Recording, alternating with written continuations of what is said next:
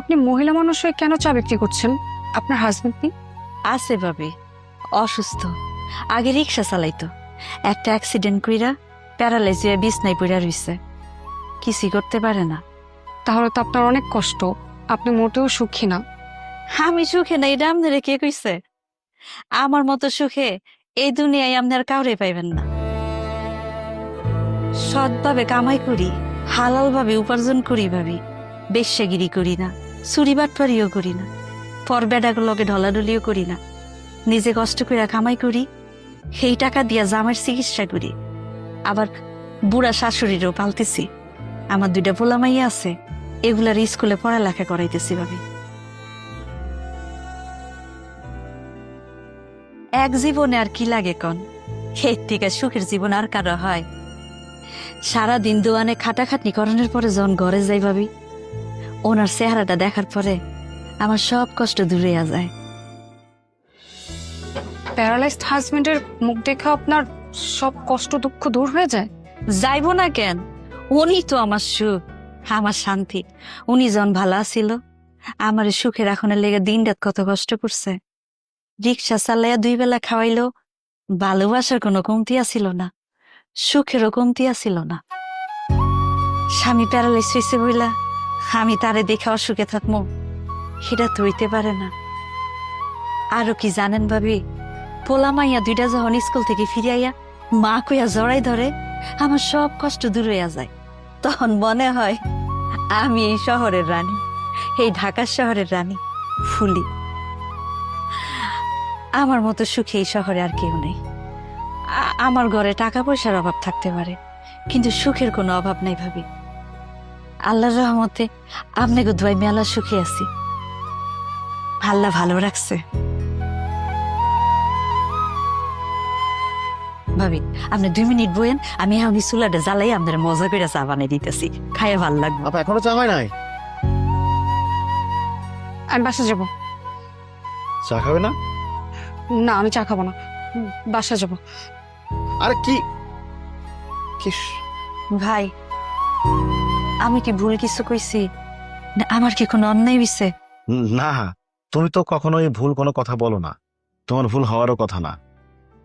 সব তো আমার আসলে কপালেরই। আচ্ছা, আমি আসি, আরেকদিন এসে চা খেয়ে যাবো। এই নিশা,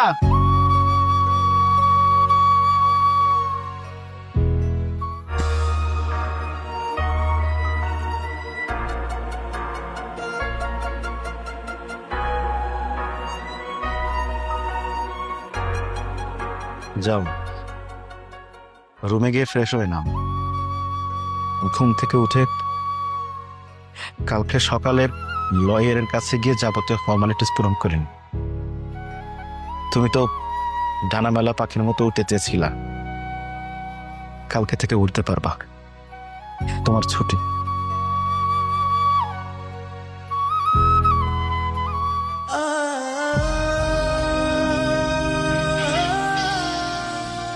প্লিজ আমাকে ক্ষমা করে দাও, প্লিজ ক্ষমা করে দাও। সরি কেন বলতেছ? সরি কিসের জন্য? আর কিসের জন্যই বা তুমি আমার কাছে ক্ষমা চাচ্ছ? জানো, আমি না অনেক মানুষ দেখেছি, কিন্তু আমি এইভাবে আগে কখনো মানুষ দেখিনি। মানুষের জীবনে এত কষ্টে থাকার পরেও তারা এত সুখে কিভাবে থাকতে পারে, এটা কখনোই আগে আমার চোখে পড়েনি। শুধু তুমি না, আমাদের আশেপাশের অনেক মানুষ এইভাবে কখনো দেখে নাই, অনেকের চোখে পড়ে না। আমরা যদি আমাদের আশেপাশের মানুষগুলোর দিকে একবার ভালো করে তাকাই, তাহলে আমরা বুঝতে পারবো যে আমরা কত ভালো আছি, কত সুখে আছি।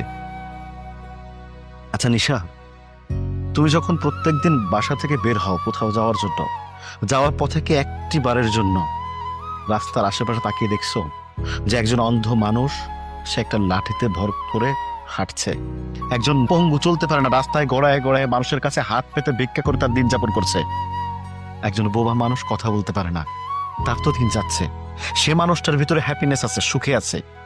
আল্লাহর কাছে অশেষ শুকরিয়া আদায় করো যে তুমি তাদের মতো না। আর একটা কথা কি জানো না, রাস্তার পাশে মাত্র 500 টাকা 1000 টাকা নিয়ে হকাররা বাদাম বিক্রি করে, ঝালমুড়ি বিক্রি করে, সেইটা দিয়েও তাদের সংসার চলে। তার ভিতরে তারা সুখ খুঁজে নেয়। আর রোদের ভিতরে সারা দিন বসে তরকারিওয়ালা 1000 2000 বা 5000 বা 10,000 টাকার পুঁজি নিয়ে ব্যবসা করতেছে, সারা দিন পরিশ্রম করে রোদে পুড়ে সন্ধ্যার পরে বাজারে নিয়ে ঘরে যায়, যখন স্ত্রী সন্তানের দিকে তাকায় না, তাদের সুখ পায়, সেখানে তারা সুখী হয়। বুঝছো? শোনো নিশা, সুখে থাকতে হলে নিজের ইচ্ছে শক্তির প্রয়োজন। ওই মানুষের 10 ভরি গহনা আছে, আমার নাই। ওই মানুষের গাড়ি আছে, বাড়ি আছে, ফ্ল্যাট আছে, অ্যাপার্টমেন্ট আছে, আমার নাই। এইভাবে না কখনো সুখ পাওয়া যায় না, সুখ খুঁজে নিতে হয়। একজন গার্মেন্টস কর্মী সারা দিন 10-12 ঘন্টা গার্মেন্টসে পরিশ্রম করে বাড়িতে এসে রান্না বান্না করে তার স্বামীকে সন্তানকে খাওয়ায়, তার ভিতরে তারা সুখ খুঁজে নেয়। তুমি এত কিছু থাকতে, এত কিছু পাওয়ার পরে তোমার কাছে সুখ মনে হয় নাই, মনে হয় নাই তুমি সুখী, তাহলে তোমার আশেপাশের এই মানুষগুলো কি, তারা কিভাবে এর ভিতরে সুখ খুঁজে পায়? নিশা, সুখে থাকতে হয়, সুখে থাকার চেষ্টা করতে হয়, সেটা তুমি করো নাই। আসলে ঈশিতা ভাবি, ঈশিতা ভাবের উচ্ছৃঙ্খল লাইফ স্টাইল দেখে তুমি কি মনে করছিলা যে ওইটাই আসল লাইফ, ওইটাই হ্যাপিনেস? নো নিশা, নো, ওইটা হ্যাপিনেস না, ওইটা হচ্ছে বেহায়াপনা, নিজেকে নিজে গলা টিপে হত্যা করা। আমি তোমাকে ভালোবাসি, হ্যাঁ, আমি তোমাকে প্রচন্ড ভালোবাসি, আর তোমাকে সুখে রাখার জন্য আমার সমস্ত চেষ্টা। তুমিও আমাকে ভালোবাসো। দুজন দুজনকে ভালোবাসা বা দুজন দুজনের পাশে থাকা, এটাই আসল সুখ। তোমার তোমার জন্য না আমি আমার অনেক বড় ভুল বুঝতে পেরেছি, মানুষকে এইভাবে দেখতে পেরেছি। আমিও তোমাকে অনেক বেশি ভালোবাসি। আজকের পর থেকে আমি আর কোনোদিন কখনো তোমাকে ছেড়ে যাওয়ার কথা বলবো না, ডিভোর্সের কথা বলবো না। প্লিজ আমাকে ক্ষমা করে দাও। তোমাকে আর ক্ষমা চাইতে হবে না। আমি জানি তো, আমি জানি আমার লক্ষ্মী বউটাকে আমি যেমন ভালোবাসি, সেও আমাকে ততটা ভালোবাসে। শুধুমাত্র ওই মোহের কারণে আমার এই লক্ষ্মী বউটার মাথার ভিতরে একটা ভূত বসছিল। আমি যে এই যে আশেপাশের লোকগুলোকে তোমাকে দেখালাম, আমি শুধু তোমাকে বোঝাতে চেয়েছিলাম সুখে থাকা কাকে বলে, তুমি আমি কতটা সুখে আছি। আমি তোমাকে কোনোদিন ডিভোর্স দিব না, বা তোমার ডিভোর্স কোনোদিন অ্যাকসেপ্ট করবো না, কারণ আমি সারা জীবন আমার এই লক্ষ্মী বউটার সাথে থাকতে চাই।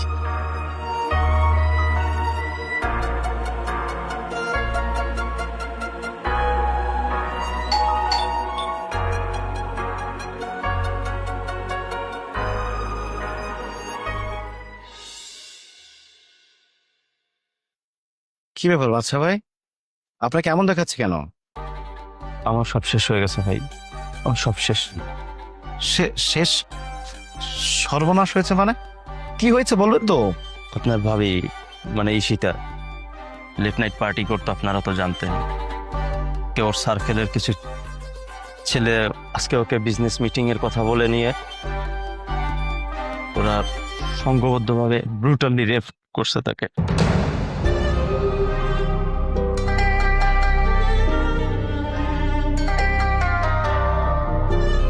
বাচ্চা ভাই, বাচ্চা ভাই প্লিজ ভেঙে পড়বেন না। মানে ভাবি এখন কোথায়, ভাবি কি অবস্থায় আছে? ওই কুত্তার বাচ্চাগুলো ওর সাথে এমন পাশবিক নির্যাতন করেছে, ও সেন্সলেস হয়ে গিয়েছিল। হোটেলের কিছু লোকজন ওর মোবাইল থেকে আমাকে ফোন দিয়ে ডাকে, আমি ওকে সেন্সলেস অবস্থায় হসপিটালে নিয়ে যাই। আদিব ভাই, ওর অনেক রক্তের প্রয়োজন, ওর অনেক ব্লাডের প্রয়োজন।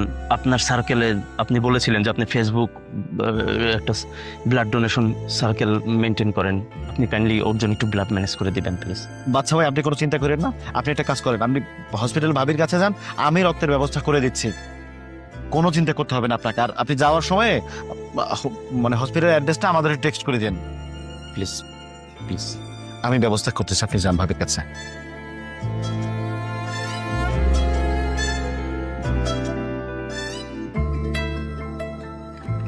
কি একটা অবস্থা কত! জানো আজ তো সীতা ভাবির সাথে আমারও যাওয়ার কথা ছিল। আমি যদি যেতাম তাহলে আমার সাথেও। কি বলতেছো তুমি এগুলো? আল্লাহ যা করে ভালোর জন্য করে। তুমি সুখের সন্ধানে না অসুখের ভিতরে হারিয়ে যেতে চাচ্ছি না। চিন্তা করো না, চলো।